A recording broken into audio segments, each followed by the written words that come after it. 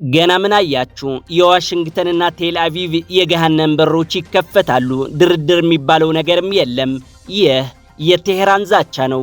ዋሽንግተንና ቴል አቪቭ ደግሞ በቴሄራን ያለው አብዮተኛ አገዛዝ ሳይወገድ ጦርነቱ አይቆምም እያሉ ናቸው። ጦርነቱ የዘገየባቸው የሚመስሉት ድንቡሽቡሹ የሰሜን ኮሪያው መሪ ኪም ጆንግ ኡን ደግሞ እስራኤልን በነገር ሸንቁጧል። ዝርዝሩን በትንታኔ የምትሰሙት ይሆናል። በትግራይ በእንቅርት ላይ ጆሮ ደግፍ እንዲሉ የመንግስት ሰራተኛ ደሞዝ ሙሉ በሙሉ በተቋረጠበት ሁኔታ የነዳጅ ዋጋ በእጥፍ ጨምሯል። አሁናዊው የትግራይ ሁኔታ በዝርዝር እነግራችኋለን። ኤርትራና ግብጽ በፖለቲካው አሰላለፍ አንድ ጎራ ላይ ናቸው ቢባልም በርካታ ኤርትራውያን ግን በግብጽ በገፍ እየታሰሩና እየተንገላቱ ስለመሆናቸውም ተሰምቷል። ዝርዝሩን ትሰሙታላችሁ። ክቡራትና ክቡራን ይህ ኦንታይም ሚዲያ ነው። ሙሉ ዘገባውን በኦንታይም ሚዲያ ቻናላችን ያገኙታል።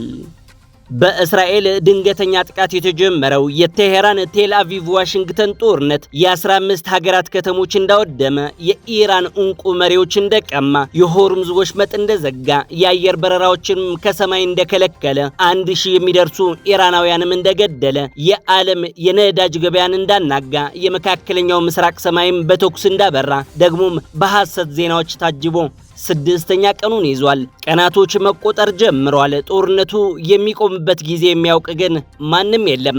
አሜሪካና እስራኤል የኢራኑ አብዮታዊ ዘብ ከስልጣን ሙሉ በሙሉ ሳይወገድ ጦርነቱ አይቆምም እያሉ ናቸው። ኢራን በበኩሏ ገና ምን አያችሁ? የአሜሪካና የእስራኤል የገሃነም በሮች ገና መከፈት ይጀምራሉ በማለት ለድርድርም እንደማትቀመጥ እየገለጸች ትገኛለች። ቴሄራን በቴል አቪቭና በባህረ ሰላጤው ሀገራት ላይ ጥቃቷን ቀጥላለች። እስራኤል ደግሞ በኢራንና በሊባኖስ ላይ የሚሳኤል ዝናብ እያዘነበች ነው። በተለይም እስራኤል የኢራን አመራሮች ላይ ትኩረቷን አድርጋለች።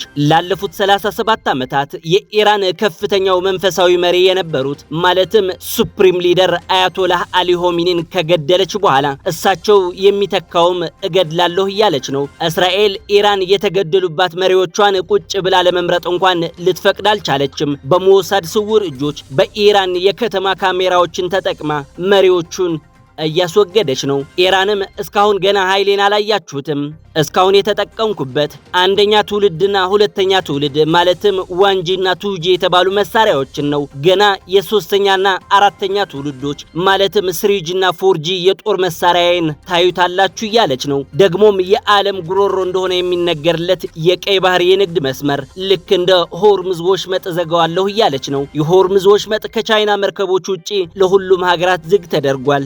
የአርቲ ኒውስ ዘገባ እንደሚያሳየው የኢራንን ማስጠንቀቂያ ችላ በማለት ሊሻገሩ የሞከሩ 10 ነዳጅ የጫኑ መርከቦች በኢራን ዶጋመድ ተደርጓል። ጦርነቱ እየተካሄደ ያለው ውድ በሚባሉ የሚሊዮን ዶላሮች ዋጋ ያለው ሚሳኤል ነው። በነዳጅ ገበያው የሚኖረው ተጽዕኖ የዓለም ኢኮኖሚን እንዳያናጋው እየተሰጋ ነው። የኢራን ጥቃት ሰለባዎች ከሆኑት የባህረ ሰላጤው ሀገራት መካከል የተባበሩት አረብ ኤምሬቶች ማለትም አቡዳቢ በቴሄራን የነበረውን ኤምባሲዋን በመዝጋት አምባሳደሯም ወደ ሀገሯ ስባለች። ረጃጅሞቹ የዱባይ የገበያ ማዕከላትም በጊዜያዊነት ተዘግተዋል። ከተጀመረ 6ኛ ቀኑን የያዘው ጦርነት እስካሁን ድረስ 1000 ኢራናውያንን መግደሉ የመገናኛ ብዙሃን ሪፖርቶች እያሳዩ ናቸው። የአሜሪካ ምክር ቤቶች ለሁለት ጎራ ተከፍለዋል። የዴሞክራቲክ ሰዎች ዶናልድ ትራምፕ በቀጣዩ የኢራን እርምጃዎች ላይ ያላቸውን የመወሰን ስልጣን እንዲቀንስ ሐሳብ እያቀረቡ ናቸው። የሪፐብሊካን ሰዎች ግን ይህንን ውድቅ እያደረጉት ይገኛሉ። እዚህ ላይ ግን የታጠቁት የሚሳኤል ማዕት ያስጨነቃቸው የሚመስሉት ድንቡሽቡሹ የሰሜን ኮሪያው መሪ ኪም ጆንግ ኡን ስለ እስራኤልና ኢራን ጦርነት ሐሳባቸውን ሰጥቷል። ሰሜን ኮሪያ አስቀድማ አሜሪካና እስራኤል በኢራን ላይ ግልጽ ወረራ ፈጽመዋል በማለት ድርጊቱን ያወገዘች ስትሆን የመንፈሳዊ መሪው አያቶላህ አሊ ሆሚኒ የሞት ዜና ግን በሀገሯ የቴሌቪዥን ጣቢያዎች እንዲነገር አልፈቀደችም። ይህ ለሀገሯ ጥሩ ምሳሌ አይደለም። እስከ አፍንጫቸው ድረስ በሚሳኤል እንደታጠቁ የሚነገርላቸው የሰሜን ኮሪያው መሪ ከሰሞኑ እስራኤልን በተመለከተ የሰነዘሩት ሐሳብ ቫይራል እንዲወጡ ያደረጋቸው ይመስላል። ኪም ጆንግ ኡን እንዲህ ነበር ያሉት፣ ዋን ሚሳኤል ኢዝ ኢናፍ ቱ ዲስትሮይ ዘም፣ እስራኤልን ለማጥፋት አንድ ሚሳኤል ብቻ በቂ ነው ሲሉ ተደምጧል። በእርግጥ የእስራኤሉ ቤንያሚን ኔታንያሁም ቢሆኑ ኢራን ማለት 50 ሰሜን ኮሪያ ናት ማለታቸው ኪም እንዲያኮርፉ ምክንያት እንደሆናቸውም የሚናገሩ አሉ። ሰሜን ኮሪያ ወደዚህ ጦርነት ከገባች የዓለም አርማጌዲዮን የሶስተኛው የዓለም ጦርነት ጅማሬ ሊሆን እንደሚችልም እየተገለጸ ይገኛል። አሜሪካና እስራኤል በጋራ በኢራን ላይ የጀመሩት ኦፕሬሽን ኤፒክ ፋሪ የተባለው ዘመቻ በርካታ አስደማሚ ነገሮችን እያሰማ እየቀጠለ ይገኛል። በተለይም የኩዌቱ ብርጋዴር ጀነራል ሳልማን አልሳባህ በስህተት 3 የአሜሪካ ኤፍ-15 የውጊያ ጀቶችን የጣለበት ክስተት ዓለምን እያነጋገረ ይገኛል። ጀነራሉ የጣላቸውና ያወደማቸው 3 የአሜሪካ ጀቶች የኢራን መስለውት እንደሆነ ተናግሯል። የሶስቱ በስህተት እንዲጋዩ የተደረጉ ጀቶች ዋጋ እስከ $300 ሚሊዮን እንደሚደርስም እየተገለጸ ነው። የሰውየውን ፎቶ የተመለከቱ አንዳንድ አስተያየት ሰጪዎች ሲጀመር አይነ ሸውራራ ሰው ውጊያ ውስጥ ምን ይሰራል በማለት እየተሳለቁ ናቸው። ኢራን ደግሞ በስህተት ወደ ተርኪዬ የወረወረችው ሚሳኤል በኔቶ ስለመክሸፉም ተሰምቷል። በትግራይ ያለው ሁኔታ ከመሻሻል ይልቅ ከጊዜ ወደ ጊዜ እየባሰበት ይገኛል። ትግራይ ባለፉት ዓመታት ካጋጠማት አውዳሚ ጦርነት አላገገመችም። የወደሙ መሰረተ ልማቶቿም አልተጠገኑም። በፌዴራል መንግስቱም ይህ ነው የሚባል ውክልና የላትም። የትላንቱ ጦርነት ሃንጎቨር ባልጠፋበት ዛሬም አዲስ ጦርነት እንዳይከፈት ህዝቡ ሰማይን ደግፎ እያደረ ይገኛል። ዛሬ ነገ በትግራይና በፌዴራል መንግስቱ መካከል አሊያም ደግሞ በኢትዮጵያና ኤርትራ መካከል ጦርነት ይነሳ ይሆን በሚል ጭንቀት በስጋት እየኖረም ይገኛል። ህዝቡ ከዚህም ከዚያም በሚናፈሱ የጦርነት ዜናዎች ምክንያት ስራውን መስራት አልቻለም። ልስራ ቢልም በትግራይ የሚገኙ ባንኮች የካሽ እጥረት አለብን በማለት በቀን 1000 ብር ብቻ መስጠት ከጀመሩ ወር ሊሆናቸው ነው። ወጣቱ የጦርነት ዜናው የፈጠረውን ስጋት በመሸሽ ወደ አዲስ አበባና ሌሎች ሀገሮች እየወጣ የትግራይ ከተሞች ባዶ የሆኑ ናቸው። የነዳጅ አቅርቦት የለም። ይባስ ብሎ የትግራይ ጊዜያዊ አስተዳደር በትግራይ ለሚገኙ የመንግስት ሰራተኞች የሚከፍለው ገንዘብ የለኝም ብሏል። ጊዜያዊ አስተዳደሩ ይህንን ችግር እስከሚፈታ አንዱ ከፍሎ አንዱ ሳይከፍል እንዳይቀር ሁሉም መስሪያ ቤቶች የካቲት ወር ደመወዝ እንዳይከፍሉ የሚል ትዕዛዝ በጀነራል ታደሰ ወረደ ተሰጥቷል። ይህ በእንዲህ እንዳለ በእንቅርት ላይ ጆሮ ደግፍ እንዲሉ በትግራይ በየመንገድ ዳሩ ይሸጥ የነበረው ነዳጅ በአንድ ሌሊት ከ220 እና 230 ብር ወደ 350 እና 400 አካባቢ ተወንጭፏል።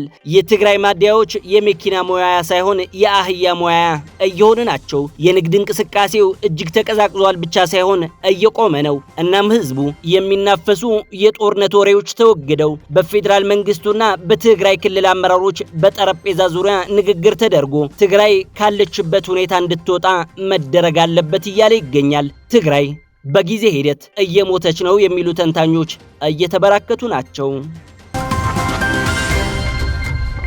ከቅርብ ጊዜ ወዲህ በግብጽና ኤርትራ መካከል ያለው ፍቅር የሞቀ እንደሆነ ብዙዎች እየተናገሩ ናቸው።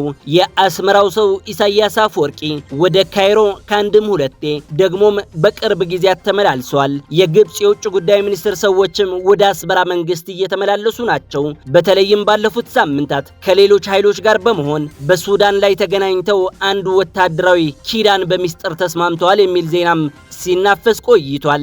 የአስመራና የካይሮ መንግስታት እንዲህ ባለ ፍቅር ውስጥ ያሉ ግን ግብጽ ለኤርትራውያን እጅግ አስቸጋሪ ሀገር ሆናለች። በርካታ ኤርትራውያን ሀገራቸው እየለቀቁ በሊቢያ አድርገው ወደ አውሮፓ ያቀናሉ። በግብጽና ኡጋንዳ በመሳሰሉ ሀገሮች ደግሞ በርካታ ኤርትራውያን ስደተኞች አሉ። በግብጽ ከኤርትራውያን በተጨማሪ የኢትዮጵያ፣ የሶሪያና ሌሎች ሀገሮች ስደተኞች ይገኛሉ። ከቅርብ ጊዜ ወዲህ ታዲያ ከሌሎች ስደተኞች በተለየ የኤርትራ ዜጎች እየተለቀሙ ወደ እስር እየተወረወሩ ይገኛሉ ተብሏል። ስራ መስራት መማርም ሆነ በግብጽ ምንም አይነት ግልጋሎት እንዳያገኙ እየተደረገ ስለመሆኑ በተለያዩ ሀገራት የሚገኙ ኤርትራውያን ሲገልጹ ቆይቷል። ይህ አምኒስቲ ኢንተርናሽናልም አረጋግጦታል። በግብጽ የሚገኙ ኤርትራውያን እየታሰሩና እየተንገላቱ ሲሆኑ አንዳንዶቹ በግድ ወደ ኤርትራ ሊመልሷቸው እንደሚችሉም እየተነገራቸው ሲሆን ይህ ግን ስደተኞቹ ስለማይፈልጉት አደገኛ ወደ ሆነ ወደ ሊቢያ ዳግም እየተሰደዱ ስለመሆናቸውም ተገልጿል። የግብጽ መንግስት ዜጎቹ ወደ ኤርትራ የሚመልስ ከሆነ በኤርትራ የሚጠብቃቸው ቅጣት እጅግ ከባድ በመሆኑ ይህንን እንዳያደርግም በውጭ ሀገራት የሚገኙ ኤርትራውያን ድምጻቸው እያሰሙ ነው። ይህንን ጉዳይ አምኒስቲ ኢንተርናሽናልም 2 ገጽ ያለው ሪፖርት በማውጣት የግብጽ መንግስት እያደረገው ያለውን እስራትና ሳይፈልጉ ወደ ሀገራቸው የማባረር ተግባር አውግዞታል። ክቡራትና ክቡራን ይህ ኦንታይም ሚዲያ ነው። መሰል ትንታኔዎችና ዜናዎች ለማዳመጥ ቻናላችንን ሰብስክራይብ ማድረግ አይዘንጉ። ሰላም ለሰው ልጆች በሙሉ።